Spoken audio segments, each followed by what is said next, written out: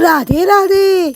अगर हमको अपना जीवन मंगलमय बनाना है तो हमें ये गलतियाँ नहीं करनी चाहिए, बताएंगे श्री परमानंद जी महाराज। सुनिए गौर से।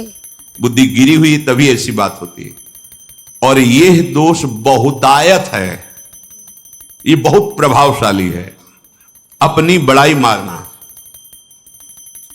इसको देख लो, पकड़ो, सत्संग है। अपने मुख से कभी अपनी बड़ाई ना करना।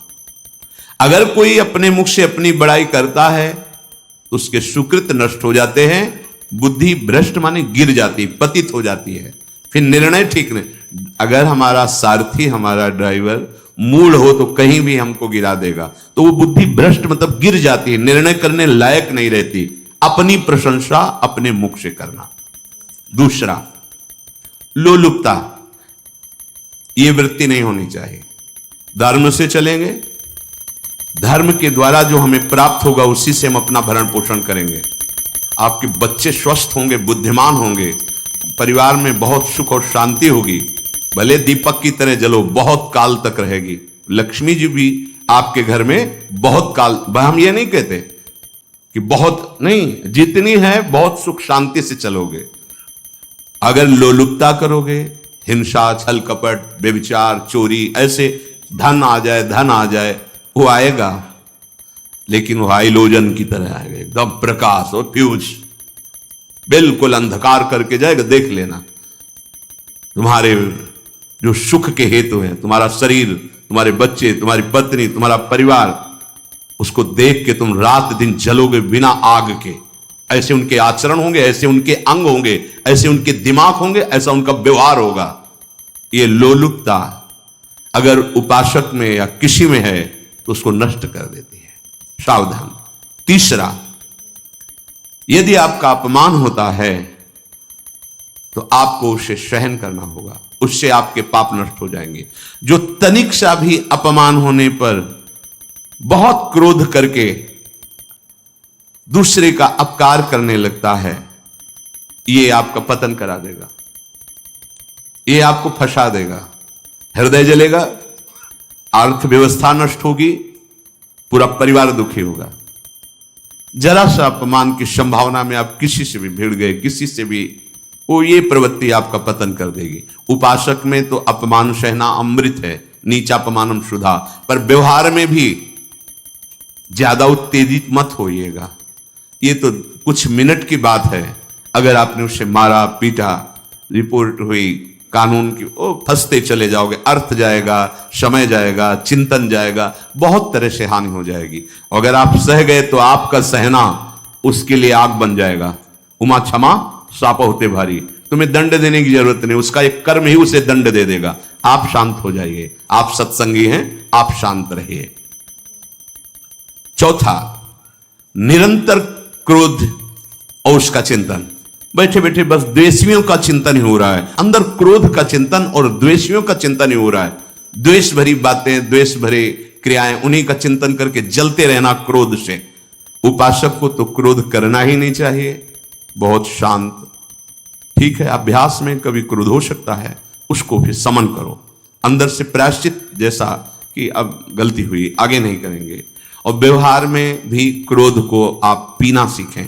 अगर बार बार आपका क्रोध प्रकट होता ही रहेगा, आपका स्वभाव बिगड़ जाएगा, आपके पुण्य नष्ट हो जाएंगे और आपका जीवन नष्ट हो जाएगा। देने वाला उतना दे देगा, आपको आनंदित रहो, पैसा खर्चा, सब पूरे जीवन का विध्वंस मचा दिया क्रोध ने। कहीं भी आप देखो, किसी से क्रोध करके देखो, फिर देखो तुम्हारा भजन चल रहा है, तुम्हारी वो आनंद वृत्ति है नहीं, जलोगे और वो जलन और गुस्सा दिलाएगी, और वो बैठे बैठे जलो नहीं। ये क्रोध जो है, ये चाहे व्यवहार में हो चाहे परमार्थ में, दोनों की हानि करने वाला है। और आश्रित जनों की रक्षा ना करना। अगर कोई भाग कर आपके पास आ गया है, कोई पशु पक्षी या कोई मनुष्य, आपको चाहिए कि अब चाहे हमारे पहले प्राण जाएं, उसकी रक्षा करेंगे। सीवी जैसे तो कोई बिरले ही होते हैं, पर इतना जरूर ध्यान रहे, जैसे कोई पशु पक्षी किसी भय से आपकी सीमा के अंतर्गत आ गया है, अब उसकी रक्षा करनी है आपको।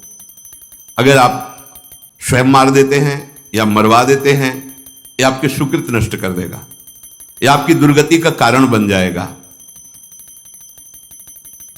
और जो पाप कर्म उत्साहित होकर करते हैं, उपासक को तो बहुत सावधान रहना चाहिए, पर व्यवहार में भी जो नहीं करना चाहिए, अगर वो पाप कर्म आपके द्वारा मन में प्रेरित हो रहे हैं, संकल्प बन रहा है, क्रियाएं हो रही, दुर्गति पक्की, पुण्य नष्ट हो जाएंगे, दुख अशांति बढ़ती चली जाएगी, कभी शांति नहीं प्राप्त कर पाएंगे। ऐसा नहीं कि जो मन में आवे सो करें। पापाचरण निडर और उत्साहित होकर करना, अगर ऐसे लक्षण है, निश्चित दुर्गति होती है। ये 6 अपनी बहुत बड़ाई करने वाला अपने मुख से, लोलुपता, तनिक से अपमान में सहन ना करने वाला, निरंतर क्रोधी और आश्रित जनों की रक्षा न करने वाला, और निडर हर्षित होकर पाप कर्म करने वाला। दूसरे श्लोक में 7 है, 6 7 हो। 1 संभोग का ही चिंतन करना, संभोग में ही मन लगाना, संभोग दूसरी स्त्रियों के साथ करने की भावना रखना। संभोग, पहला है संभोग। रात दिन बैठे बैठे बस यही चिंतन करना, गंदी बातों का, गंदी बातें देखना, गंदी बातें सुनना, गंदी बातों का चिंतन करना।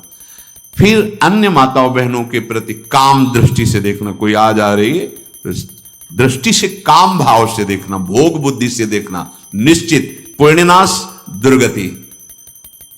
बड़े बड़े उदाहरण इतिहास में हैं जिन्होंने ऐसा दृश्य नेत्रों से देखने की चेष्टा की, मन में संकल्प किया भोगने का, नष्ट हो गए, चाहे वो कितने बड़े प्रतापी हो। ये दुर्योधन कोई साधारण थोड़ी है, भगवान व्यासदेव जी के द्वारा ही तो लो, भगवान व्यासदेव जी ही इसकी उत्पत्ति का कारण है। आप देखो, इतने महान पुलस्त जी ही उत्पत्ति का कारण है रावण की। बस यही ऐसे दोष हैं जिनके कारण जीव नष्ट हो जाता है।